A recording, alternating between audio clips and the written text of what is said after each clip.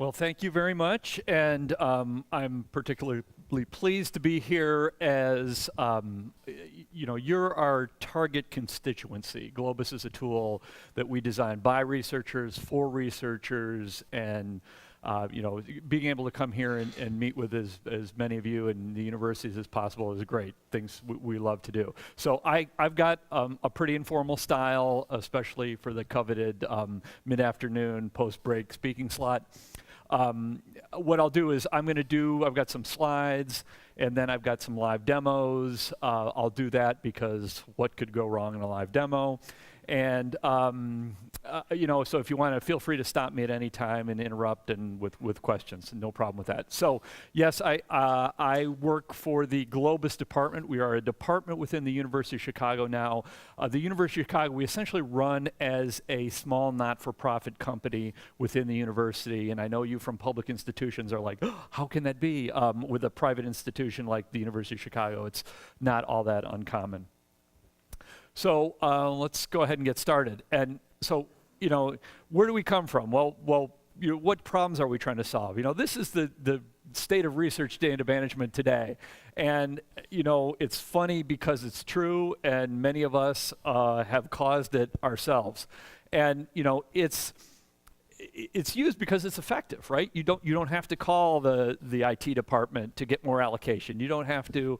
I heard the comment about there being kind of blocks to adoption and blocks to innovation.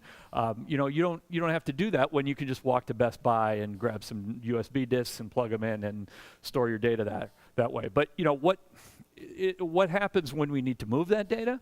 When we need to share that data with others? When we need to make that data discoverable for others and reproducible. It's not just, research isn't in a vacuum anymore, and there's tons of data out there, and we generate these petabytes of data with our instruments, but what do we do with it? How do we get it off the instruments so other people can use it? How do we make it so other people can use that data as well? So what Globus does is it delivers fast and reliable data transfer. Notice how I crossed out big. That was the original slide. And it's really not just about big data, it's about moving any kind of data. And especially those big collections of small files that are so hard to deal with. Sharing of that data, publication, we've got our own publication module in Globus, which enables discovery. Directly from your own storage systems. Globus is not a cloud storage system. Globus uses your own storage and makes it available for others, and you'll see that come to light in our demos. Via software as a service, we've got a great web browser-based tool. We've got other tools as well that I'll demo or talk about at least. We've got a Commandline Interface, and we even expose our APIs, so you can do Globus-y things within the constructs of your own applications you're building, using existing identities. So frustrating having to go get a new username and password. We use existing identities. We use CI Logon. So if your university is a member of CI Logon, you could go and log into Globus right now. Okay, so essentially Globus enables campus bridging within your campus and beyond those campus boundaries. So let's look at a couple problem statements here. So here's kind of some common use cases and problems that we've seen. There's the typical case where this researcher has collected some data. It's in their lab on a workstation, and they need to push it up to the research computing cluster at their campus, crunch on those numbers, get the results back, and they need to do it very quickly. There's a case, kind of the sister case to that, of maybe pushing it up to some national resources. The ALCF at Argonne's an example. There's all these cluster, the Jetstream. There's all sorts of national infrastructures where you can get research allocations for computing. How do you get your data up there? How do you get the results back? This is an interesting use case, and I mentioned the instruments. You've got these cryo-EMs, you've got these genetic sequencers, and these things are just spitting out tons of data. And the problem is they're generating tons of data, and that's all stored locally. And these are user facilities. You know, how does the next person get in and start to use the machine if the disk's full? So how do you get the data off there very quickly so the next person can get in? Actually, kind of a sweet spot that we've found for Globus, and in fact, our professional services department has been doing a bunch of instrument deployments lately. Now there's the bridging to collaborators, right? I mentioned it's not done in a vacuum anymore. You've got to get those files to somebody else, perhaps at another university. You know, back in the old days, you'd have to set up some sort of internal account, set up a SFTP server, give them rights on that, set up accounts. Globus handles all that. And in the demo, you're going to see how that's done as well. Okay, and then there's making that data available, right? It's not, publishing now is not just about publishing the results. It's publishing the data so other people can come in and use that data and reproduce your results as well. So here's one slide, a single slide that kind of takes all those things that I talked about and distills it down into how Globus has solved those problems. So when we talk about Globus, we generally talk about three things: the transfer, the sharing, and the publication of data. So here's the first transfer use case where this researcher is initiating a transfer from an instrument up to a compute facility. They could do it manually. This could be scripted. It could be done by our APIs or even shelled off with the Commandline interface that we have. So she's saying, okay, instrument, transfer my data from there up to that compute facility. Globus handles the rest. So Globus transfers those files quickly in the sense that we use a protocol called grid FTP. We generally get, with these high-speed networks, 20 times FCP performance. Reliably in the sense that we do retries, right? If that connect fails for some reason, or the machine's going down, or somebody at the compute facility is doing some disk maintenance, we keep retrying until that file's there. And reliably in the sense that we'll do checksumming, right? What you see is what you get. We make sure that that data got across. And then we'll send an email. So that researcher will get an email saying your collection of files is sent, done, so she knows it happened. Securely, we do encryption on the data as well. You can set encryption on an endpoint. I'll talk a little bit about what endpoints mean in a minute. And, or you can even force, if you're that endpoint owner, you can force encryption on the endpoints. So there's the simple transfer case. So now's the sharing case. So this researcher says, well, this data is great. I want to share it with my colleague, but my colleague's at another institution. How do I do that? So what that researcher does is they go in and they select those files, they create a share, and then they select a particular user or a group of users that they want to share with. And now when I say user, I mean a Globus user, not a local user. So Globus handles the permissions with a permission overlay system. And so there's no need, the remote researcher is going to have the ability to access these local shares as this researcher with our permission overlay system. There's no need to push that up to cloud storage. It's a single hop when you're doing sharing. So this collaborator logs into Globus, and they're authenticating as themselves. The original researcher here said, okay, this is the person I want to share the data with. Now they have the ability to use those overlay permissions, download that data, or you could give them read-write permissions if you'd like them to upload data as well. So different ways to share your local system. I'll do a demo of that in a minute. So then there's the publication, and publication is really just kind of a superset of sharing, where we have a ability to add metadata to your data. We have the ability to add an optional curation step where a curator come in and say, yep, that looks good, I bless it for publication. And then that data is now available for discovery. So it's published on whatever local storage that you have. You control the storage. I mentioned we're not a cloud storage, or we're not a cloud storage facility. You can actually put Globus endpoints on cloud storage if you like, and I'll talk a little bit about that later. And now that's available for discovery by peers, collaborators, general public, whomever else that you need to share that data with. So it's all can be done using a web browser. I mentioned I'll go through some of our other interfaces as well. Access any type of storage. You'll hear me use the word endpoint, and I'll explain that in a minute. Globus transfers between endpoints, and an endpoint is simply a storage abstraction layer. We abstract the POSIX is our, any POSIX type file system is our de facto. We also abstract cloud storage systems, S3, Google Drive, object store systems, HGST, Spectra Black Pearl. So all the popular storage systems out there, we've got endpoints for them. Using an existing identity. You don't have to go out and get a special Globus account. You can use your Google ID, you can use your campus ID, and if you really want to, you can create a Globus ID and use that to log into Globus. Okay, so I talked a little bit about endpoints. All transfers are to and from an endpoint. Globus Connect is the software that makes your storage an endpoint. You can download it right now. It's free as in beer. You can download it, load it up on your Linux cluster, and away you go. Your Linux cluster is now a Globus endpoint. I'll show you an example. The Globus Connect server is what we use on the larger multi-user systems. I'll demonstrate Globus Connect Personal. You can make your laptop a Globus endpoint if you like. So again, let's just hammer home a couple of points here before I do the demo.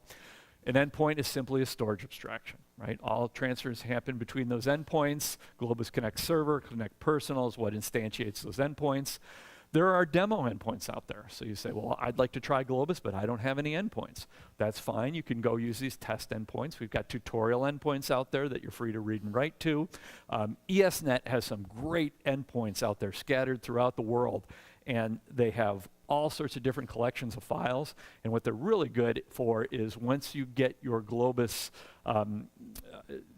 once you set up your Globus endpoint, you want to do some testing, some network testing, and see how fast those files are coming down, you can use those ESNet endpoints, and they're fantastic for that. Globus Connect Personal, now your laptop's an endpoint. I'll actually do an install of that in a minute.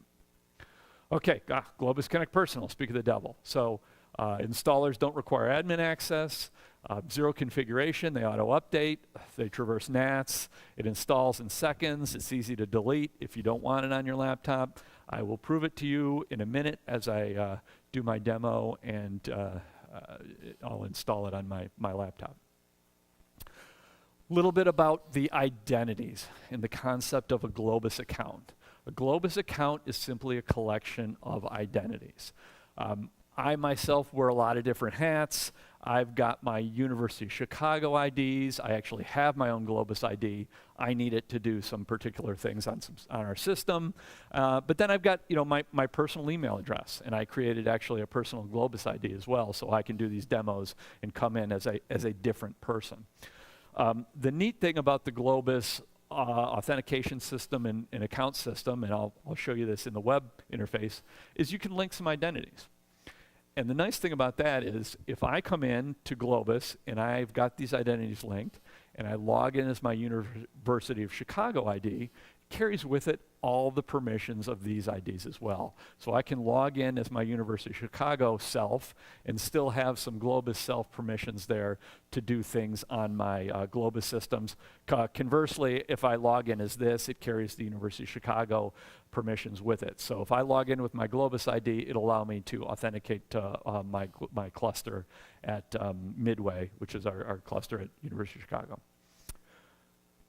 Okay, so I'm going to jump into a demo. Like I said, what can go wrong, but I'll pause. Any questions? Okay, so here we go. Wish me luck here.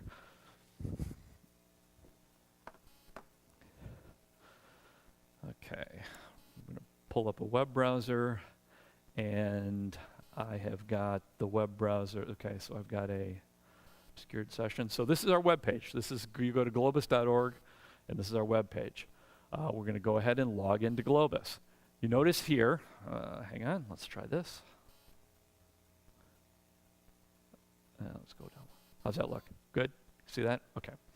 So as I mentioned, we use CI logon. So you could look up your organization here, and use your local campus identity to authenticate to Globus, authenticate to the Globus service.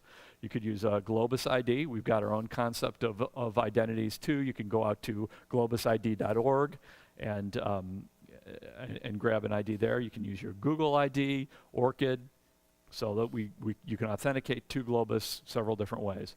So I'm going to go ahead and I am going to authenticate using my University of Chicago ID. There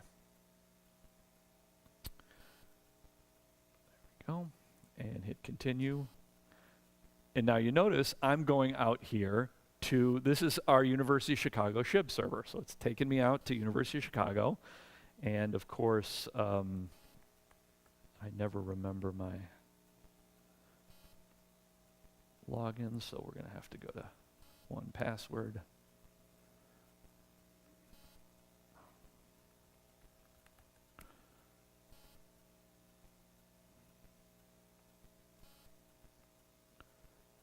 Copy that.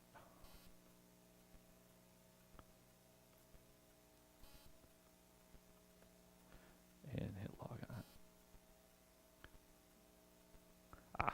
We have TFA. So we have two-factor authentication at the University of Chicago, and so I've got to pull out my phone here, and we use Duo because we're the only ones that seem to use it. Okay.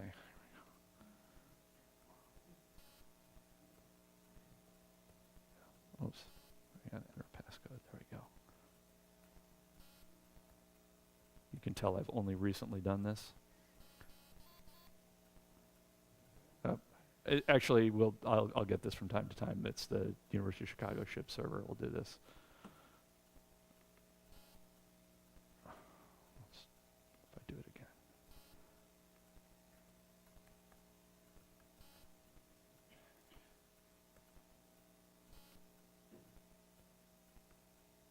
Did I spell it wrong?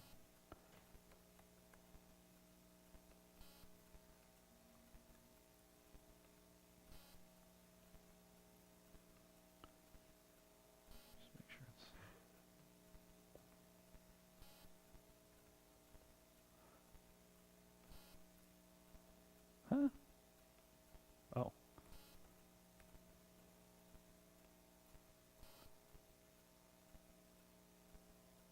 There we go. Okay, so I use my University of Chicago identity to authenticate to the Globus web service. So as I mentioned, all transfers happen between endpoints. So let's go ahead and bring up a couple endpoints. Let's bring up my favorite ESNet endpoint over at CERN. You can see the files that I mentioned over there on that particular endpoint. And here I'm going to bring up Midway. So this is my cluster at the University of Chicago. Globus Connect server is running on it. When I first started at the University of Chicago, could shell into Midway, and I was wondering, I wonder if they've got Globus up and running on that cluster. Went here, brought up, typed in Midway. Sure enough, up comes my home directory system. So here we go. So here's my home directory structure. I'm going to go ahead and I'm going to transfer this 1 meg file. I click on the file, click the arrow, and away it goes. You'll notice it submits a transfer task. I can go in and I can go and check on that task. I can drill down into it a little bit more. I can see that I'm asking for 1 file. It's pending right now. It's sending it over. I can drill down into the events, and I can see that it's already succeeded, obviously a small file, but I could check on this, like if my transfer gets paused for some reason, I can drill down and see, well, why was it paused? It might say we're doing disk maintenance right now, we've paused your transfer, so it can give me reasons for that. So simple as that, easy to transfer a file.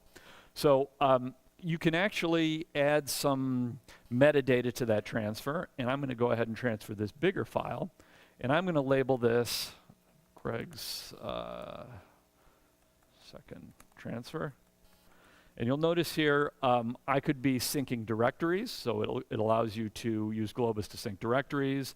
I can delete files on the destination that don't exist on the source if I'm transferring a large amount of files or directories. preserve the source modification time. I've got this. This is defaulted out to verify the integrity of the transfer. So it's going to make sure the checksums match and what you see is what you get. And I could optionally encrypt that transfer as well. So I'm going to go ahead and start that out. And now you'll notice if I go into the activity monitor here, it's now labeled Greg's second transfer. And I can take a look and drill down a little bit more as well. But while that's going, I'm going to show you a couple other things on that and on Globus here. Let's go up to the account system. I probably should have done this first. You'll notice that here are my identities that are linked up. I'm logged in. I came in as my UChicago ID, but you'll notice my Globus ID is linked in. My Argonne identities are linked in. So you can see I've got those other identities. I could unlink them, manage those identities. The other interesting thing about this system is I can manage my consents. Using our authentication system, I've given permission to use my identities to various things in the past here. And I could go in if I think something's going on funny with one of those, like if I think flight control may be using my identities to doing something malicious, I can go here and I can rescind those consents so my consents aren't used by that application anymore. Okay, let's back out of here.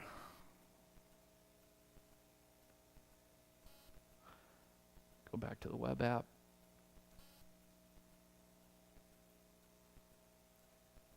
Check my activity here. My second transfer completed. So that 1 gig transfer went pretty quickly from those endpoints in CERN over to Midway. Okay, so this is all fine and well. This is shows you a simple way to transfer files from point A to point B. But you know, I mentioned the sharing. How do we do that? So what I'm going to do here is I am going to log into Globus as another identity. Let me bring up Safari, and I'm going to use I'm going to log in as Nawrocki Personal.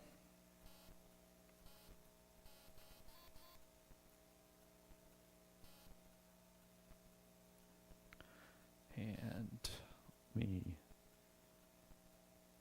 okay, and if you notice in the account system, I am indeed a different identity here. That transfer pane. And if I wanted to go to Midway, there's UCC, UChicago RCC Midway. I go there saying, please authenticate. Doesn't know who I am. I continue. It's going to take me to that SHIB server, trying to get me to authenticate to my endpoint at Midway, and I don't have credentials there as Nawrocki Personal. So there's no way I can get to Midway. So let's back out of here. And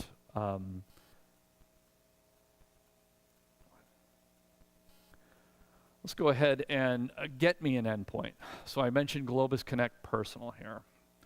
Start by selecting an endpoint. I should see points.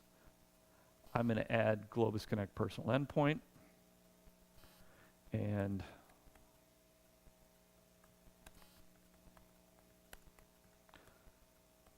give it a name here. I'm giving my endpoint a name. And it's going to generate a setup key for me.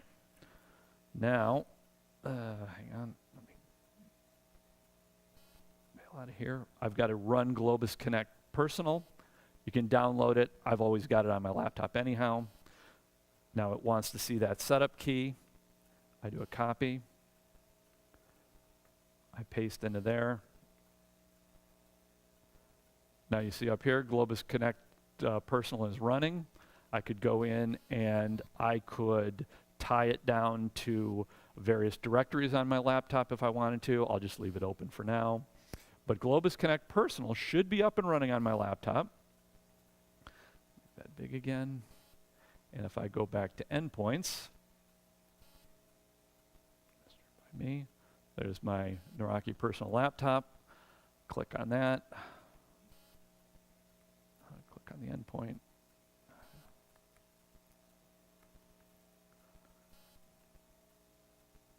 And there's my directory structure right here on my laptop. So I can transfer files to and from my laptop right now.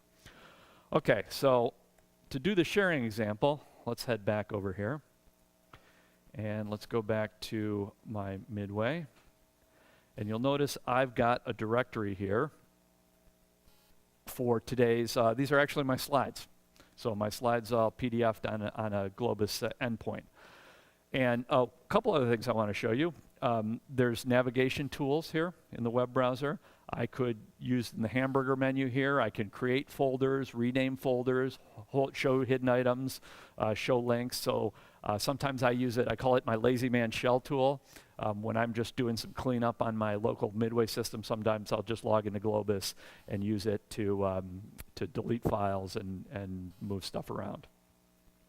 So let's go back here, and this iLite directory, I want to share it. So I want to share it with my personal identity. So I'm going to go ahead and share, and I'm going to give a share is a Globus endpoint in and of itself. So I'm going to give this a name, Greg's slides. Let's just call it Greg's iLite slides. So that's the Globus endpoint name. Give it a description so it's easy to find in the search. Just quick slides from today. Give it some keywords. Again, when you search on an endpoint, it'll search on keywords as well. And I go ahead and create that endpoint. So now you'll notice here in my endpoints, I've got shareable by me, Greg's iLite slides. And sharing is actually a two-step process because I've created the share, but who am I sharing it with? So I'm going to go ahead here, and I'm going to share it with a single user. I could, if I wanted, I could drill down. I could have multiple paths for multiple users here. But I'm going to share it with this Nawrocki personal character. And if I search on him, sure enough, there he is. I want to share it with that person, send a message because I'm going to get it, my personal account's going to get an email from today.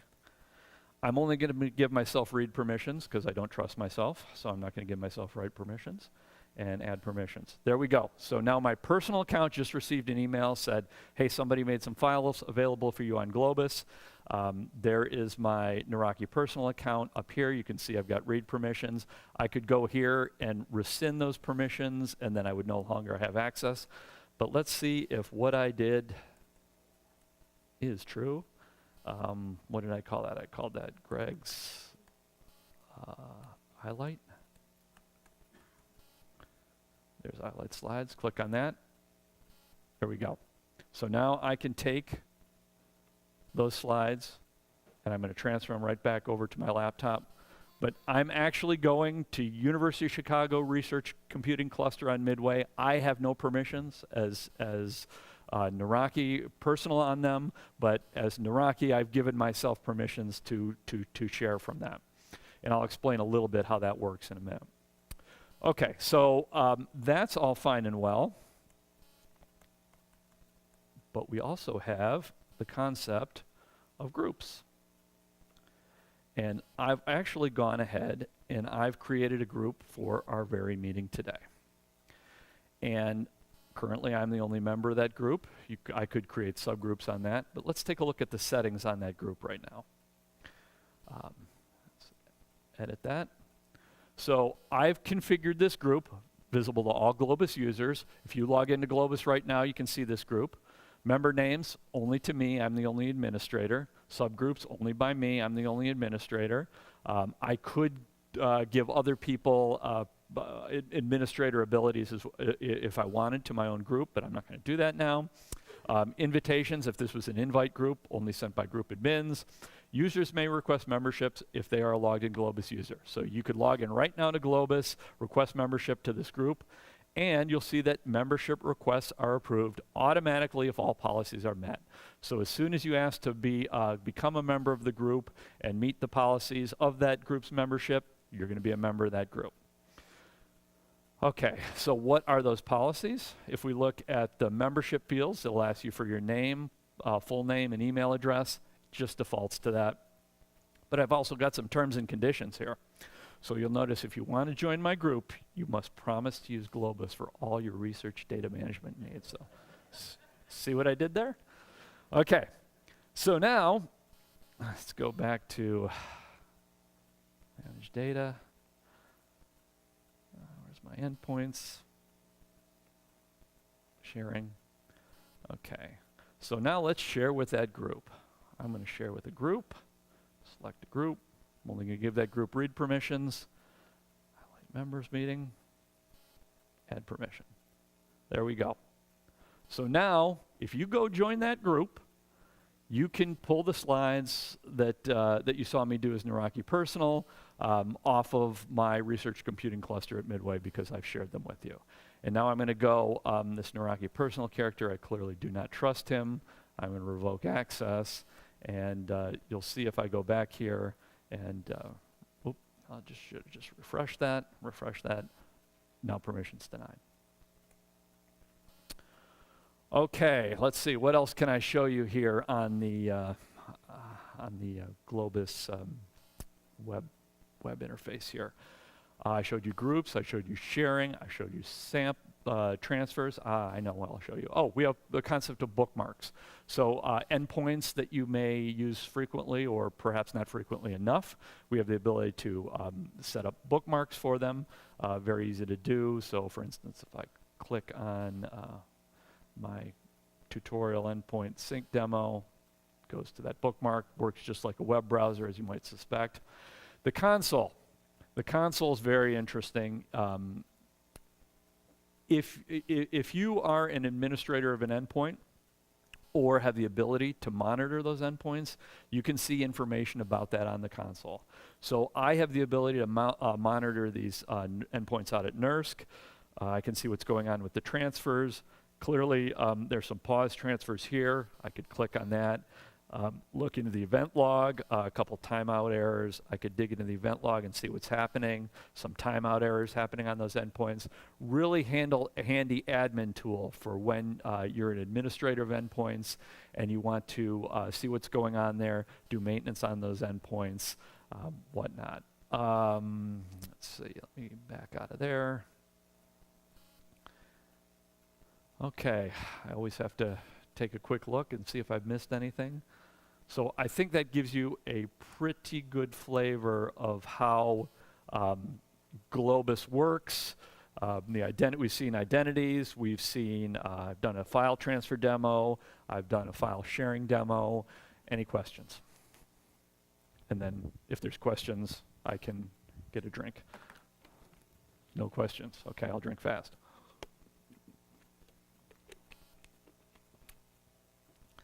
Okay, so quick conceptual architecture. This is really the transfer conceptual architecture.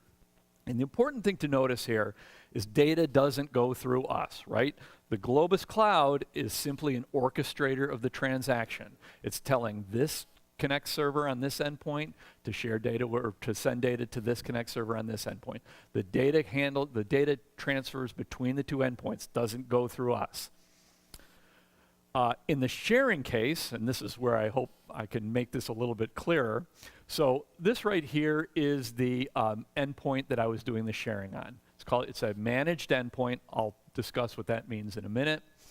So the subscriber has the file system permissions on here. What you're doing is using our set of overlay permissions, you're allowing this external user to do some very specific things as your local file system permissions, very specific things being read or write to those directories only, nothing more, and very specific people within the Globus infrastructure, the account structure, and you're allowing them to read that file and transfer that file to their local system. So that's kind of how we've implemented sharing. Was that clear, or did I make it more obscure? Okay, so why use Globus? Simple, consistent, easy to use UI, easy access, allows you to collaborate with others. Reliable, fire and forget. You know, I mentioned that when we do the retries. We also do the retries on you can fire up your web browser. You can set the you've got a big transfer going on. You can set that transfer off, and the file starts to transfer. You can close your laptop up, open it up later, log back into Globus, check on the transfer. You saw how I kind of did that in the transfer logs there and looked at the various transfers that were happening. It's also fire and forget in the sense of Globus Connect Personal. So a lot of times I will be transferring stuff off of my laptop to Midway, and I'll be at home, I'll start the transfer, I'll close the laptop lid, and all of a sudden the transfer stops, right? And Globus says, well, what's going on? It will, I get to work, open my laptop, hooks up to the other network, comes back into Globus, starts transferring, picks up where it left off. So it's pretty neat when you're just transferring files off your laptop as well with Globus Connect Personal. Performance, I mentioned that we use the grid FTP to optimize the throughput over the network. I'll talk a little bit about that in a minute. We have the ability on the endpoints, on managed endpoints, you can set certain configuration parameters to make use of parallelism, so the multiple TCP streams. You can concurrency, multiple jobs going on at once. And we have kind of a high, medium, low setting, but we also have the ability where you can go in and set those manually. If you set them too high, you can pretty much saturate your network, and we will use every bit of bandwidth you have, and you will have no bandwidth for anything else. Operational efficiency, SaaS is low overhead, right? You log into the web browser, you didn't have to download any software to make it go. Scaling for your research workflows, and this is where Globus gets real interesting. We have a very nice command line interface. You know, if you're old school like me, sometimes you like to do things in the warm green glow of your VT100. So Globus works for that with our command line interface. But it's also nice because our command line interface is written in Python, highly scriptable. You can embed that in shell scripts. So you can actually use that command line interface to do automation. We've got examples you can download, give you a kickstart, get you going on that. As I mentioned, we expose our APIs. We expose our APIs both for our authentication system and our transfer APIs. If you have your own portal, your own app that you're writing, and you want to do things in a Globus-y way, you want to use those transfer protocols, we expose that API for you, so you can go ahead and do that. Access to a large and growing community. Tons of, I've got some slides later that expel talk about the goodness of Globus and how many people are on it. We've got some great references out there. Our doc site is wonderful, perhaps too wonderful because you can get lost. So at the end of my slides, I have kind of my favorite references. We've got tons of code examples out there. If you're looking to build your own portal, we've got portal examples. We've got research automation examples for the command line, for shell scripts, for Python. Most of our stuff is open source. The command line interface is open source. You could go down and download and hack it up if you wanted to. We've got an SDK that sits on top of Python SDK that sits on top of our API. Again, open source. You can download it, hack it up if you want. Okay, talking a little bit, kind of taking a step back and looking at Globus Connect Server. This is the one that runs on the larger multi-user system. Abstracts your storage, makes your storage accessible by Globus. It's generally managed by a system administrator. We do, in fact, I just did at the University of Illinois on Monday an admin tutorial where I spin up a bunch of EC2 instances on Amazon, and you can go and install Globus Connect Server on there. And you can do it's done in minutes. In 10 minutes, people have a working Globus Connect server, multi-user system up and running. And you say, well, I'm not an administrator. I'm not responsible for clusters. True, but you might have a Linux box in your lab that has multi-users on it that you want to install Globus on, and Globus Connect Server is the way to go. POSIX connectors by default, native packaging for just about every popular Linux system. Again, really good instructions there on how to get it working. So let's talk a little bit about some of the other connectors that we have. We call them premium storage connectors, Ceph, Google Drive S3 cloud storage, HPSS if you're a tape person, Spectra Black Pearl, HGST, which I think is now called Western Digital, but we've got premium connectors as well. So if whatever type of storage that you have, we can probably abstract it into an endpoint. Okay, networking folks have probably seen this before. It's by the good folks at ESNet, and this is really kind of the best practice for networks these days in the Science DMZ. And the whole shtick to the Science DMZ is this border router. What it does is it shunts all your traffic that you don't need to do stateful packet inspections through your enterprise firewall and router, just the general data traffic that's coming through. I think it actually came to be when with Netflix. With campuses and all these students, when the latest movie would come out, it would just grind the network to a halt because everything was going through the stateful packet inspections. Well, that's just data and it's encrypted anyhow. So you can just shunt that through the border router. And this is the general way things are done now with these data transfer nodes. And a data transfer node is really where you're going to run Globus Connect server on. In fact, I often speak at similar conferences where Eli Dart or Jason speak before me, and they show these slides and steal a lot of my thunder, so I always tell them that I'm going to steal their thunder too and put Globus on. Make sure Globus is on every DTN. Okay, a couple things that you need to do is there's some ports that need to be exposed, of course. These are the control ports that need to be exposed. And the data ports. These are, it's a data port range, and a lot of sysadmins squeal when they're looking at this kind of range. They're ephemeral ports. They're torn up. They're brought up and torn down. We are going to, in the next generation, the next version of Globus, single port. So none of this will be a problem anymore. We've actually got some deployments where they've used our Globus transfer API to see where the transfers were being requested from. Then they go to their firewall, open these ports for very specific IPs, and when the transfer is over, tear that down within their border router. So there's definitely ways around using that, but as I mentioned, in our next version of Globus, we're going to single port anyhow. Okay, talk a little bit about subscriptions and what it means to have a managed endpoint. So a little Globus history.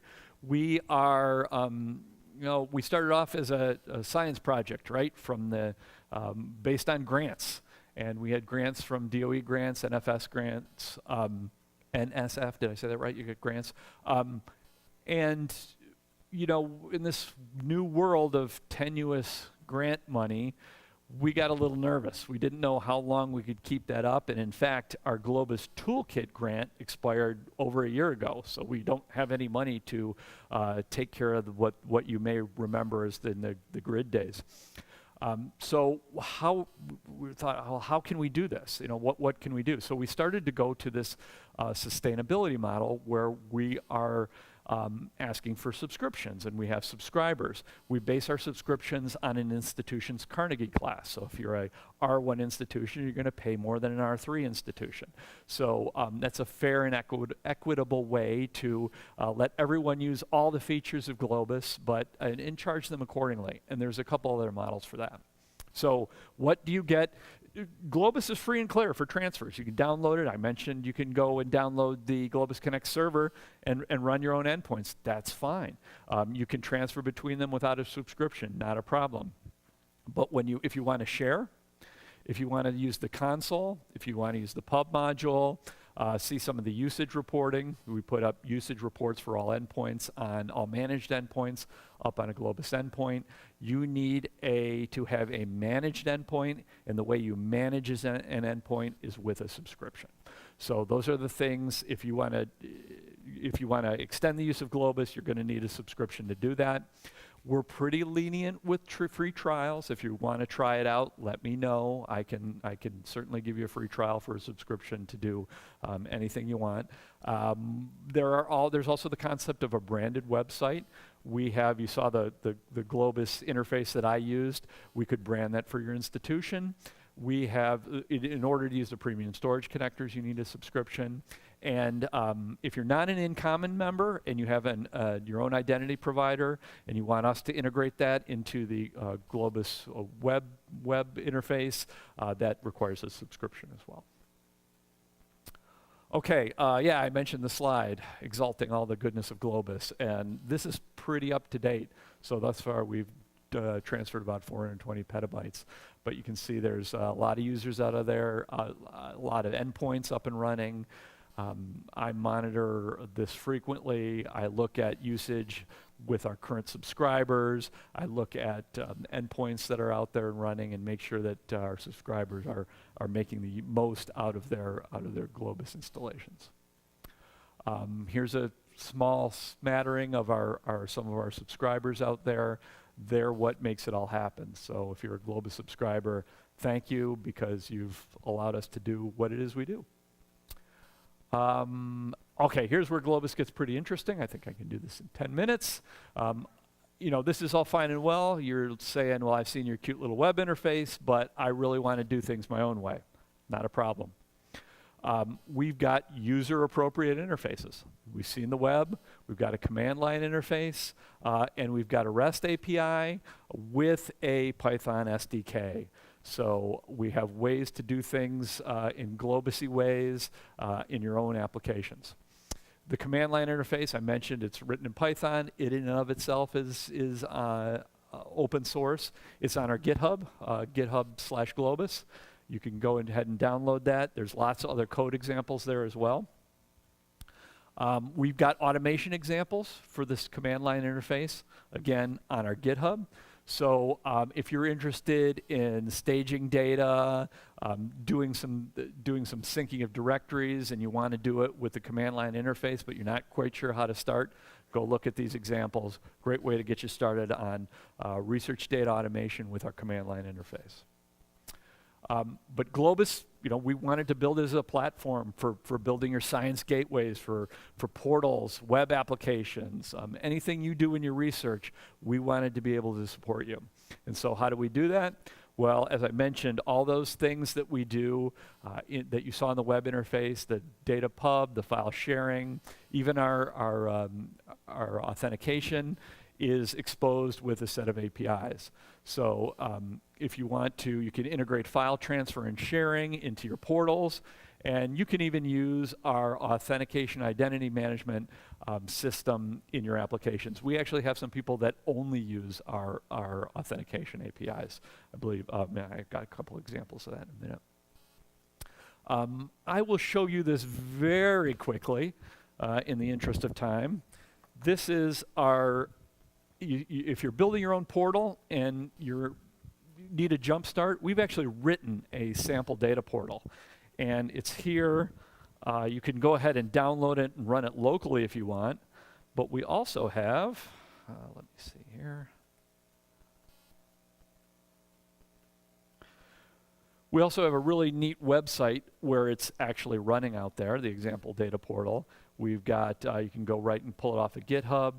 We've got a Jupyter notebook that explains a lot of the API calls in there. Great way to learn the API set. But I'll just click here in the sample data portal. So this guy is running. Go ahead and log in. I've already logged into Globus, so it's saying, here's the consents, right? It's saying the Modern Research Data Portal would like to use your identities to do these things. Sure, we'll go ahead and allow it. And so we're into the data portal. In this data portal, it shows you an example of being able to select data and transfer it. So for instance, if I want to grab this Philadelphia airport climate data and do a transfer, you'll notice this looks really familiar, doesn't it? Looks like our standard transfer panes. We call these helper pages. We've got sample web pages out there that you can use, that you can suck in and use into your own applications. So I want to transfer that data to, of course, Midway.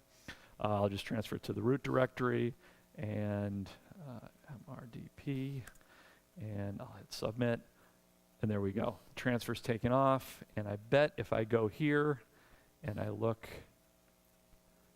on my Midway directory, sure enough, there's that data being dropped in.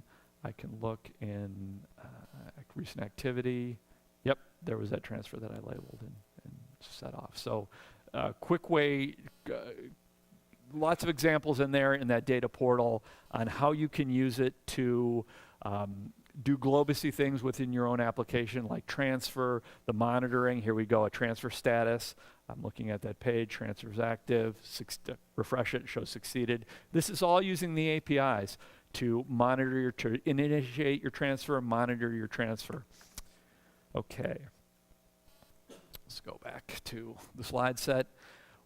In that modern research data portal, it's one thing to be able to download it to a human. There's also an example there where it sends data to another service, does some graphing, brings those graphs back. So all sorts of interesting things there.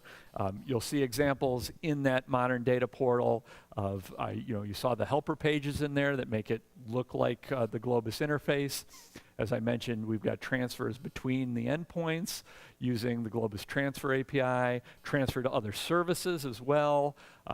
You could transfer it right back to your Globus Connect Personal. You saw the use of the authentication system where I went in and it asked for the consents to be issued. So it's a great way to get started if you're writing your own portal and you want to use all these various Globus modules. It shows you how to do that. Okay, so has anybody done this in the wild? Certainly. The ARM Climate Research Facility at Oak Ridge, they use Globus. You can see, yeah, right there. So you can use in their portal Globus to do downloads. The RDA, the Research Data Archive at National Center for Atmospheric Research, if you want, you can use Globus to download data there. That was actually one of our first implementations with the API because they originally had HTTP access only, and they've got these huge data sets, and it was just grinding things to a halt. So they asked us, is there a way we can integrate Globus into our portal? And sure enough, there is. We've got, here's another genetics case where genome models are sent up to this Sanger imputation service and sent back using the Globus transfer service. I mentioned our Globus Auth API. We thought about the challenges to these days in building your own portals. We wanted to provide a standard login that people were familiar with. We wanted to be able to protect API communications, not just to our API, but to APIs, other APIs as well. But most importantly, while not introducing even more identities, if I have to get another username and password, I'm going to go crazy. Providing that least privilege security model, you saw that consents. I can go in and revoke those consents. I can tell MRDP, yeah, you know what? No more, you're not using my account anymore to do things. You're not using my identity to do anything. Agnostic to programming languages, web-friendly, making it really easy to use. Okay, and there are some national resource access out there that uses just our auth system. Jetstream uses just our authentication system. Transfer runs on some Exceed endpoints as well, but they use it to authenticate to Jetstream. And Compute Canada as well uses our authentication system for login. Another one, KBase, also uses our identity management system. So again, real world applications out there running. I mentioned our wonderful resources if you are a developer. We have our Python SDK out there. Our documentation site is excellent. Our SDK is well documented. The APIs are well documented. You saw the MRDP up and running. That's open source. You download and hack it up. We have a Jupyter notebook out there for learning the API, step-by-step instructions on how to get it running, and stepping through examples of the API and its use. I don't know if you're familiar with Jupyter. It's a great way to run code segments within the comfort of a web browser. You can make little edits and see what happens. We actually teach a couple courses using that Globus notebook, or the Jupyter notebook as well. Okay. So that's pretty much the end of what I have. I always include these at the end of my slides because our documentation is plentiful, but sometimes confusing. Again, join the Globus community. Our doc is great. We've got mailing lists out there. We've got admin lists, developer lists, user lists. Great open source examples on our Git. Go ahead and pull whatever you want. When all else fails, don't forget, don't hesitate to contact us. Send an email to support@globus.org. Even if you're not a subscriber, our support folks are just phenomenal and will get you an answer very quickly. We've got admin tutorials showing you how to set up Globus set up your own endpoints on your own clusters. I mentioned the automation examples. If there's research data automation you want to do with both our APIs and shell scripting, our Commandline interface, great examples here. Our transfer API set, well documented there. Some more, our authentication API as well. Tons of doc out there on it, and some lots of code examples as well on our Git. And lastly, Globus on your campus. If you're interested, we're happy to do webinars. I do probably 3 or 4 a week for various campuses, maybe 1 or 2 people, maybe 40 people. That's no problem. We've got a couple programs to help you if you're a Globus subscriber, help you evangelize Globus within your institution, get more people using it. We've got a wonderful professional services department. You saw that instrument use case. If you want to do something similar, but you don't want to do it yourself, call our PS folks. They're experts at that. And lastly, the Globus World Tour. We take the show on the road. I was at University of Illinois Monday and Tuesday doing the admin tutorial. We did a walkthrough of the Jupyter Notebook. We did Globus intros. We did, what else? We went through a bunch of various use cases on sharing and showed a bunch of code samples there as well. So we're always happy to do that as well. Okay, well, that's all I have. And look at that, I came pretty close. Any questions, comments? So when you transfer files, is it always the case that you generate checksum? Yes. Yeah, well, no, the verify integrity, I can turn that off. Yeah, yeah. Is by default on? It is, by default, it is on, yeah. So I'm kind of curious about 2 things. I mean, I know these things. One is, how often, if you have it turned on, how often you guys actually observe corruption? A retry? Not a retry, but corruption. Oh, actual corruption? Well, but then we'll retry. If the file winds up and it's not the same checksum, we'll send it again. Gotcha. Okay. And the other question is, How much resources does it take to do that? no, Okay. unfortunately, Oh. any sense of how much data is on this server? Because you know, We could, but again, I mean, it's not really our problem, right? Because it's not our storage. And, you know, I'm not going to tell anybody what to do with their data. Yeah. But good question. I love running stats. I have all the, I go into our databases. We're Amazon Web Services. Everything runs on that, the Globus Cloud, and we use the Redshift to have it. And I dig into those databases all the time and pull out little trivia nuggets.